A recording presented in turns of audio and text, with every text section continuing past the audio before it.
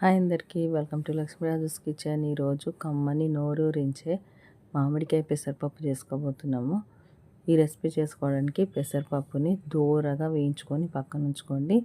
ఇప్పుడు అదే గిన్నెలోకి ఆయిల్ వేసుకొని కొద్దిగా జీలకర్ర, ఆవాలు, ఆనియన్స్ వేసుకొని అవి కొంచెం ఫ్రై అయిన తర్వాత ఇందులోకి కరివేపాకు, కొంచెం పసుపు, అల్లం వెల్లుల్లి పేస్ట్ కూడా వేసుకొని అవి కొంచెం ఫ్రై అయిన తర్వాత ముందుగా దూరగా వేయించుకున్న పప్పుని కూడా వేసుకొని ఒక 2 to 3 మినిట్స్ హై ఫ్లేమ్లో టాస్ చేసుకున్న తర్వాత తగినన్ని వాటర్ పోసి పప్పుని ఉడికించుకున్న తర్వాత ఇందులోకి పచ్చిమిరపకాయల కారం వేసుకుంటున్నాను.